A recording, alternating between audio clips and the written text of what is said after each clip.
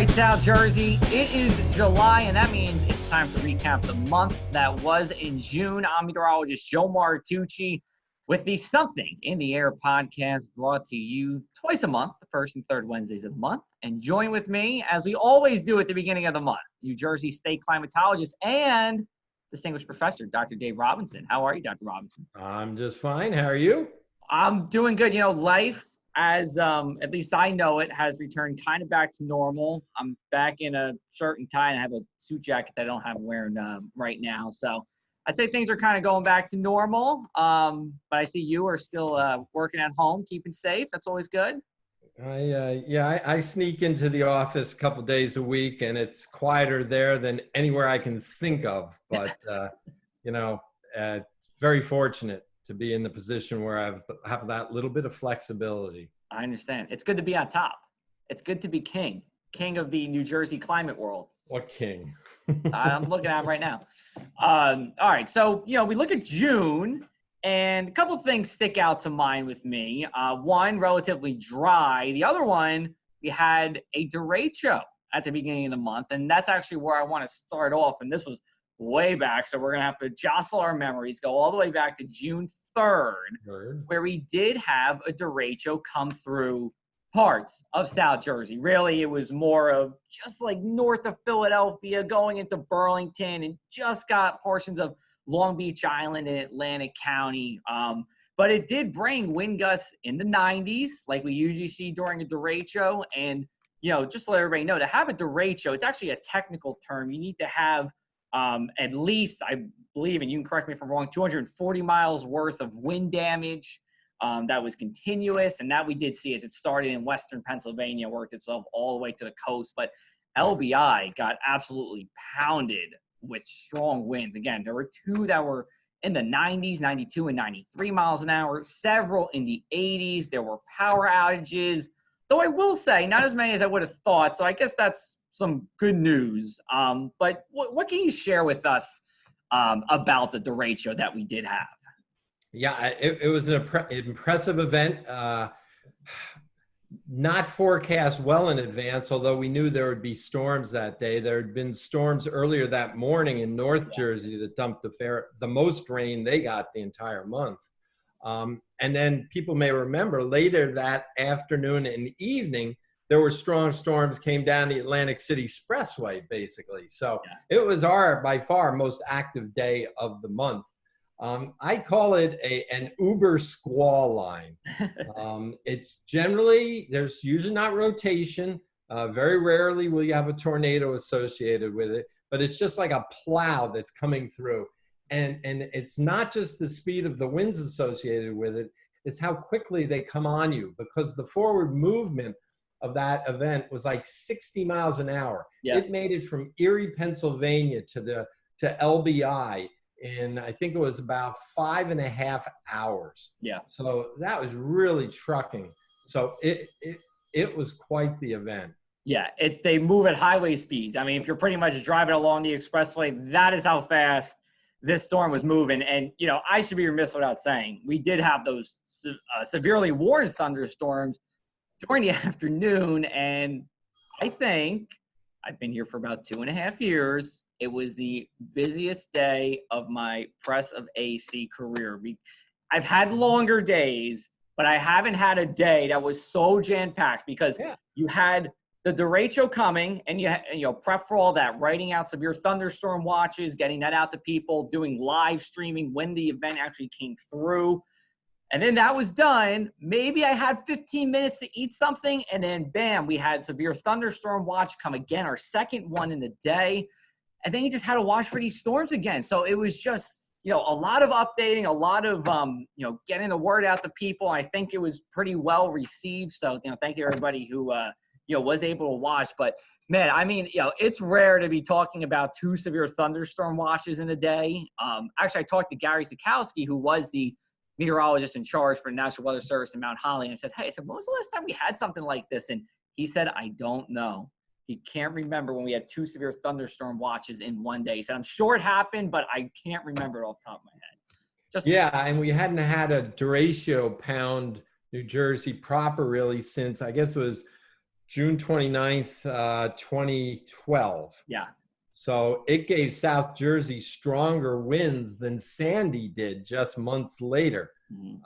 And it was a deadly event in New Jersey, while this derecho is a deadly event in Pennsylvania. Yeah. Yeah, we did have, I believe, It 4 was, fatalities. and that derecho in 2012 is one of lore, because it came out of Chicago early in the afternoon and hit in the evening from Richmond, Virginia, up to about Tuckerton. Yeah. And so it was much broader. It was a much larger derecho than seen with this one. This one was a little narrower in terms of north to south direct dimensions of the plow, if you will. Yeah, and it's funny, just touching on your point, everybody remembers the 2012 derecho down here. I mean, I don't think I do a talk with adults that don't bring it up, because if you were on the mainland, especially if you were in like Vineland or, Buna or something, it was worse. I mean, it probably was worse than Sandy for you in terms of the amount of tree damage, the power being out. It was an extremely significant event. And then came this one. Some people, not everybody, but some people were like, I don't believe it. We had derecho. And I'm like, yeah, we did. Not all derechos are like that 2012 one. That one is, and I don't know if I want to say extreme, but a very high-end event. For us. And I want to ask you, let the people know, like, how often do we see derechos? Are they really, uncommon? Well, actually, the week following this one, Michigan was hit with one, and somewhere else, and memory fails me, in the center part of the country had one. So there were like 3 in a 1 or 2 week time. We've had them here, depending on how they're classified, every 5 or 10 years. I can remember one in Central and North Jersey it was very late August of 1998. There was one around that period of time, years before, I think, up in the Adirondacks that knocked down 1 million trees, something like that. They're not as common in the east as they are in the central part of the country. And even there, they're not all that common. I remember where the third one was. Where was it? It came out of Utah, across Colorado, up through Nebraska, and into the eastern Dakotas. I wanted to talk about the temperatures, and we can talk about it fairly quickly. Where did we stack up for the month? I remember specifically that first morning of June was pretty crisp. And then the past couple of, maybe the past week or so, I would say relatively seasonable, maybe a little, maybe on the warmer side, but nothing unusual. No crippling heat here in South Jersey. No, it's been warm. There were 5 days when the airport at Atlantic City in Pomona got over 90 this month, and it got up to 95 on the 28th. But you're right, it started cool. It's like that last vestige of the cool April and May we had. Yeah. As a matter of fact, up in Walpack, up in a valley in Sussex County, the 1st of June, got at one of our WeatherNet stations, got down to 32 degrees. Meanwhile, Atlantic City Marina had their last freeze of the season on March 1st. Yeah. Okay. So incredible difference in the start of the growing season in New Jersey this year. Right along the Jersey coast, March 2nd, it essentially started. And it didn't start till June 2nd up in those valleys of Northwest Jersey. And that's pretty unusual even for, typically what we see. I mean, there's always a difference. I mean, Walpack, I'm going to imagine not many of our listeners and viewers have been there. It is a little town. It is literally you can see a hill to your right, the river to your left. You're just kind of in this valley area. Nice town. It's an abandoned town, essentially. It's got a few little buildings left in it. It was going to be part of the Tox Island Dam project back there in the 60s. So the national parks run it now. So it's kind of a ghost town in a sense. But it's got a great inn there. And I'm not advertising. I have nothing in it there. But the Walpack Inn is pretty well known up in that area. But getting back to South Jersey. Yes. The airport was 2.7 degrees above average in June. And believe it or not, with records going back to just 1959 there, that's the 5th warmest June on record at the airport. Now, over at the beach, it was 0.7 degrees above average. So much closer to average. And they got up to 88 degrees late in the month. Yeah. So the beauty of the the air conditioning that the Atlantic provides, Yeah. and the fact that it tends to temper the extremes in temperature. So you have less cold, you have less extreme warmth. And with that, they averaged out warmer than average, but not nearly as warm as the airport in Pomona. But even still, to have, and I actually didn't see it, so this is news to me, that's the fifth warmest, but to have the fifth warmest at the airport inland, and then just, we'll say, a little bit above average at the marina, would that, lead someone to believe that the sea breezes were pretty strong over the month of June? Because otherwise you would think they would still both be about the same, above average. Yeah, they were. And one would also think early in the summer season, you're likely to have a bigger difference between coastal and inland stations because the water hasn't warmed up as much yet. Under similar meteorologic conditions in August, you wouldn't have that large a difference between the coastal station and the inland station. Sure. But still, yeah. And, it's like the warmth we've been having in the last decade. It's not always warmth where you've got extremely torrid days hitting 99 and 100. Right. Rather, it's two-pronged. One is just the persistence of it. Once it gets warm, it just tends to stay warm, but not necessarily record-breaking warm on any particular day. Secondly, we've noticed this more than daytime highs, the nighttime lows are increasing. And that's a function of just having a difficult time for the atmosphere to rid itself of the previous day's heat, because you've got more greenhouse gases in the atmosphere, and a very prevalent greenhouse gas is water vapor. Yeah. And thus your nights are warming more than your days, but it's just persistence, day after day, week after week. Yeah, when you get those high dew points, that's a measure of a lot of water vapor. So, if we're talking about, oh man, dew point 70, that's sticky. Well, guess what? Your low temperature, probably not falling below 70. If it is, it's not too much. And that's above average for June.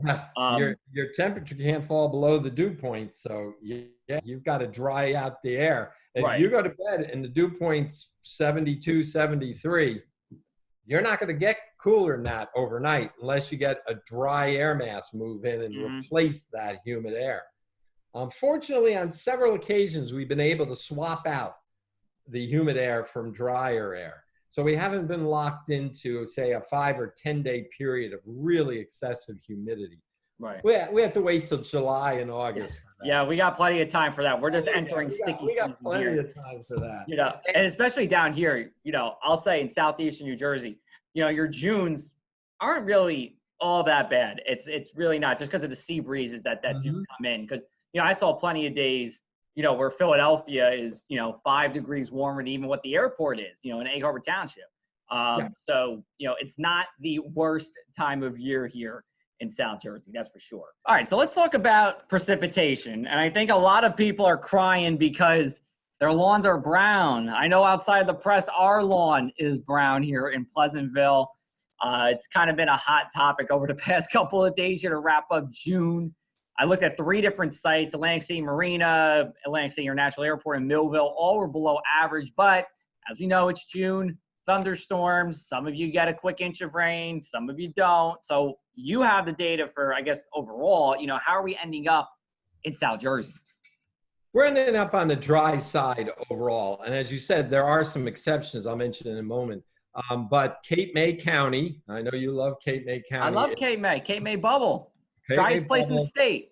Coming in as the driest part of the state this month, along with a little bit of southern Ocean County and parts of northeastern Jersey. Okay. The wettest part of the state is a zone from kind of Gloucester, Camden, northeastward into Monmouth. And almost all of Monmouth County and northern Ocean County is in the average range.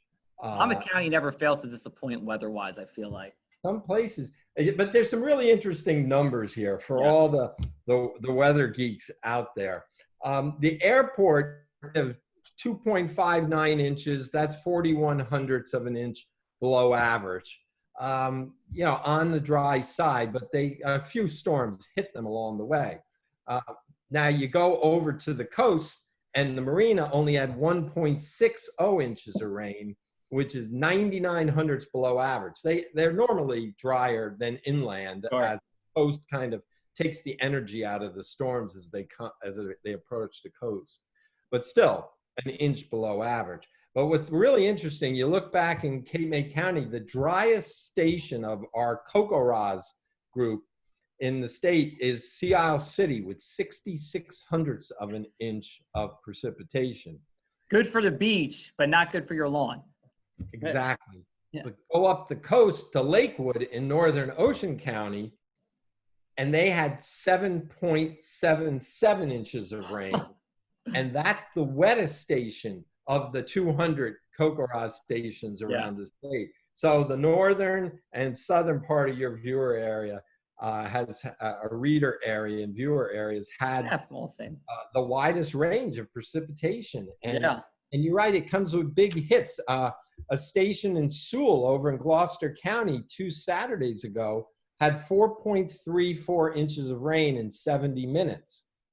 10 miles away, it barely rained. Yeah, so, summer in South Jersey. It's summer in all of the mid-Atlantic states. It's real tough to get a statewide soaking, and we really, really need it now. And I dare say the way you tend to get it once you get into summer, especially middle and late summer, is through a tropical system. Yeah. We don't wish that upon the state. Sideswiped by a system that drops 2 inches of rain statewide, I'll take that any day. But, in order to get that, you also have to get an Irene or a Floyd or a drought. And I don't want either of those. Yeah, we want to stay right in the middle. We don't like to rock the boat too much, when it comes to we're a little concerned. The National Drought Monitor is going to be putting this week Cape May County into D0, which is considered abnormally dry, and Northeast Jersey is going to be 0 or abnormally dry. No drought designation at this point. The rivers are flowing lower than they should be. The groundwater, not so great. Up in North Jersey, the reservoirs are okay right now. And that's the good news as we go into the heart of the summer up in North Jersey. Of course, South Jersey, it's more well water and deep enough wells that they're not being affected by this. So we're not in a deep hole. A couple of rainy systems coming through could turn things around. But if we're going to stay warm, and it looks like we're going to stay warm, we have to really meet that evaporative need or undertaking where there's a lot of evaporation taking place. So we have to replace that with rain. Right. Or our lawns turn to straw. We're going to take a brief break here. We're going to have a commercial for you. And on the other side, we're going to talk hurricane season, ocean temperatures, and we'll wrap on up here. This is Something in the Air podcast. My favorite part about the R. Dorrington Foundation is when I learn all about ice hockey and have fun with other kids. The R. Dorrington Ice Hockey Foundation provides a free hockey program to low and middle income youth in Atlantic City. One of the components of the Art Dorrington Ice Hockey Foundation is the education component. Fundamental learning there is on character building. My father, Art Dorrington, loved Atlantic City so much that after signing his NHL contract with the New York Rangers, he came down to Atlantic City, started skating with the Seagulls. He found his love of his life, and he settled here in Atlantic City. The kids get teamwork, they learn the fundamentals of ice hockey, and they learn to be on the ice and off the street, on the ice and off the street. Welcome back to the Something in the Air podcast, brought to you the first and third Wednesdays of every month. And as we do the first of every month, now hold on, we're going to redo that because I messed up. Hold on. 3, 2, 1. Welcome back to the Something in the Air podcast. I'm meteorologist Joe Martucci. Join with me, New Jersey State climatologist Dave Robinson. And as we turn the page into July, we're getting closer and closer to the peak of hurricane season. Though, if you have been paying attention to the weather, you think we're getting pretty close to peak already. We've had 4 named storms And that is the second earliest we have had for at least tropical storms in the Atlantic hurricane basin. Those records go back fairly continuously to about 1851. So that is really saying something here. Now, fortunately, nothing has hit New Jersey or has been, close to New Jersey. But just, is there something, you could add on the climatological side, just being so active? Does it translate into something down the line? I mean, I'll pull out a stat, and I'm not doing this to scare anybody, but the top, I believe the ones that were above it, one of them was 2012, which was Sandy, of course. Of course, that could be just a fluke, and it probably is. And actually, I should be remiss in saying it was the third earliest because the other one was 2016. So third earliest, we've had 4 named storms. I apologize for it. But either way, very active start to the season. What do you got to say? Yeah, you have to take it with a little grain of salt because you really can't take it back to 1850. You can't even take it back to 1950 because some of these storms are very weak. They wouldn't have been picked up back that far back because we didn't have satellite data to see them off the coast. We didn't have hurricane hunter planes going in and making observations and such. So the big storms, you can look historically back and get a pretty good feel for their change through time. But some of these little ones, but you can go back 15, 20 years, and it's still unusual to start off this early. Of course, once we started off early, it was in part because the waters in the Gulf of Mexico and in the Western Caribbean, and even in the southeastern, off the southeastern coast of the U.S., were exceptionally warm for this time of the year, and that's the fuel for these storms. We wait till later in the season to see them come off the African coast and the real superstorms that sometimes come off. So there's good reason why it was an early season, but of course, you can't talk about the season thus far without seeing that the brakes were put on it about a week or two ago, except for Dolly, which that was way out at our latitude. And that's the African dust that people may have heard about. Just an exceptional outbreak of dust blown off the African continent, blown off the Sahara, traversed the entire Atlantic into the Caribbean, into the Gulf of Mexico, into Texas, up into North Carolina. And what this dust does is it heats up in the atmosphere. The sun absorbs some of that energy and it stabilizes the atmosphere. You don't go from warm at the surface to cold aloft where you can just rocket air up through this atmosphere. When you warm it aloft, it doesn't promote as much rising motion. So it put the brakes on the tropical season. Yeah. Now that's going to stop at some point. Right. And of course, the thought is if this had happened in August, it would have really impacted the whole tropical season as it approaches its height. It may be that dust episode is going to be long gone by the time we start reaching the peak of the tropical season. So no one should let up their guard now. No one should contradict what the experts are forecasting to be an active season. So you have to be patient. It's early. It's early for 4 storms. Sometimes, Andrew, which we remember pummeled south of Florida in the early 90s, that was the A storm, and it was in late August.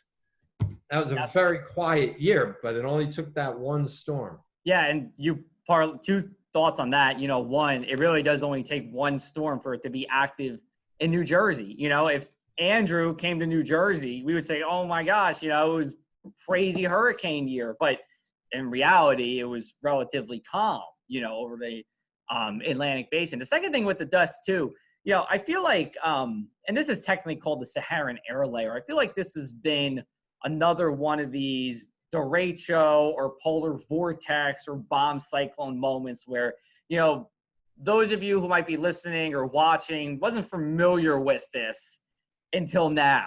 It's a teachable moment.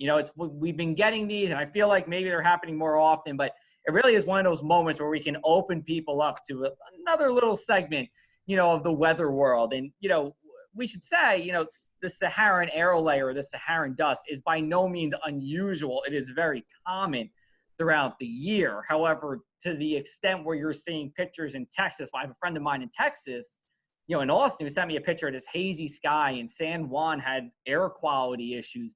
That's unusual. That's something you don't see. But when you get the Saharan air layer, you know, that dust that comes through, it, like you said, you know, and you said it perfectly, it helps to stifle hurricane development. So, you know, just another teaching moment. You know, we love to teach you guys here. And, you know, if it comes at the expense of Saharan air layer, that's fine. We'll see what I wonder what the next thing is. I mean, what more could we talk about? You know, what's the next phenomenon? I'm not sure. Got any ideas? I don't want to think about it, frankly, when we've seen the Sandys and we've seen the SAL, the Saharan air layer, and we've seen, of course, the polar vortex. Yeah. And, you know, what the heck is that? And as you said, derecho, most people forgot. A lot of people were introduced to derecho in 2012. Yeah.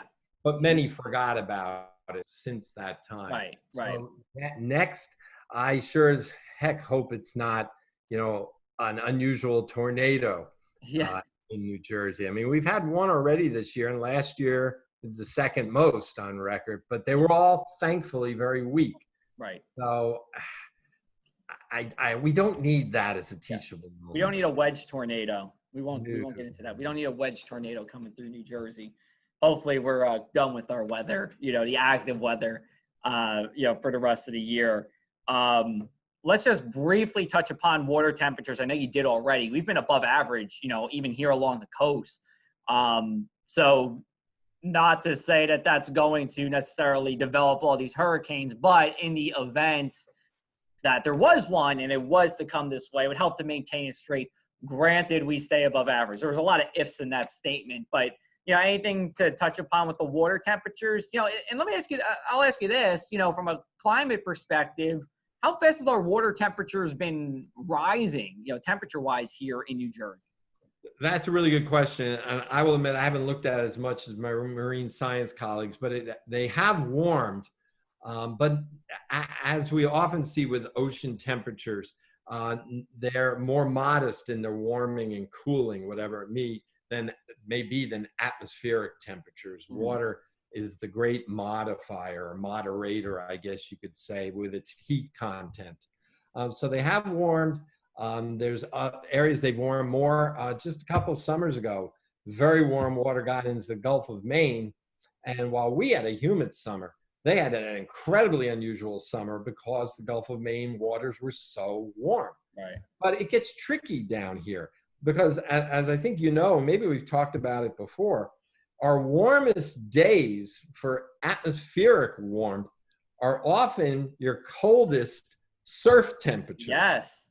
When we get further offshore, and when we're talking hurricane connection, for instance, with Sandy, it was late October, but we had 2 straight years of above normal air temperatures, so thus the waters were above average. And it's been shown in modeling studies trying to recreate Sandy. Sandy wouldn't have been as strong if the sea surface temperatures off the mid-Atlantic had been close to their normal late October temperatures. Still would have been a formidable storm.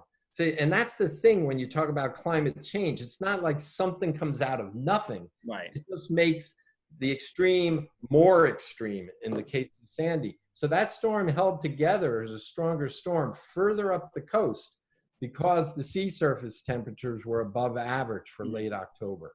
Got it. Yep.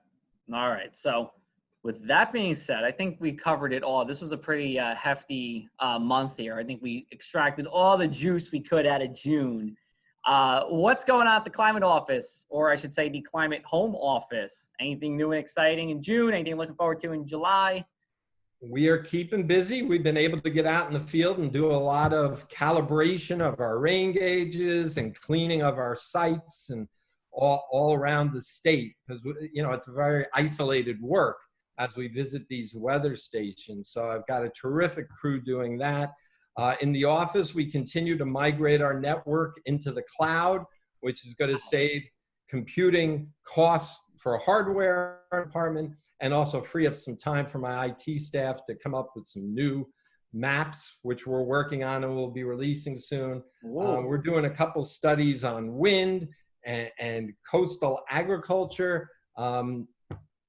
excessive precipitation, working with the DEP on that. So always a lot of interesting and fun projects going on to further enrich our knowledge of the state's weather and the state's climate. Right, and that you do very well. All right, tell everybody where they can go for the New Jersey Weather and Climate Network, as well as more information from the Office of the New Jersey State Climatologist. njclimate.org, and there you'll see my recap of the month of June in just a couple of days, and you can sign up for the Volunteer Precipitation CoCoRaHS program. Yes. Or if you want to go directly to the Weather Network to see Atlantic City Marina, the airport, Egg Harbor, Hamilton, down into Cape May County, Keep up going. the road, njweather.org. So you got njclimate.org and njweather.org. All right. You taking any beach trips down here? You coming down this way in July?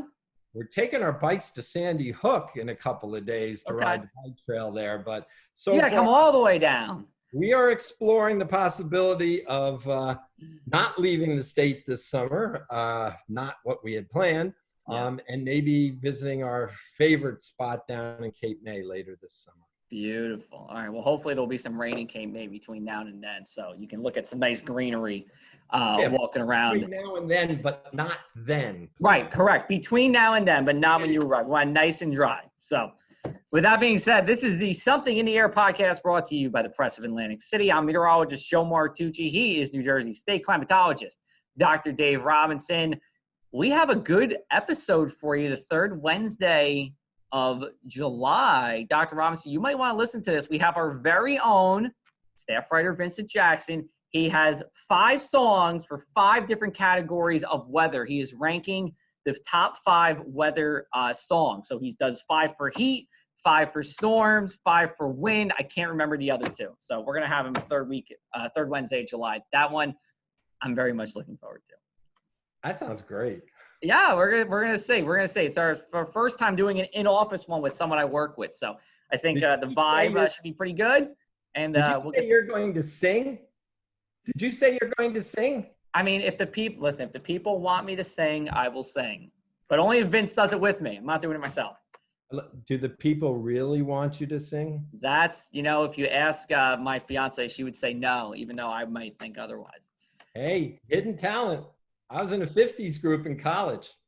And it wasn't in the 50s, by the way. Right, I know. Very much later than that. Well, maybe we'll have you. We'll try box us. We'll get you to sing. I'll tee it up. He'll hit the home run and then you sing. All right. We're gonna wrap up. That's it. We'll talk to everybody soon. Thanks again, Dr. Robinson. We'll chat with you soon. This is Something in the Air podcast.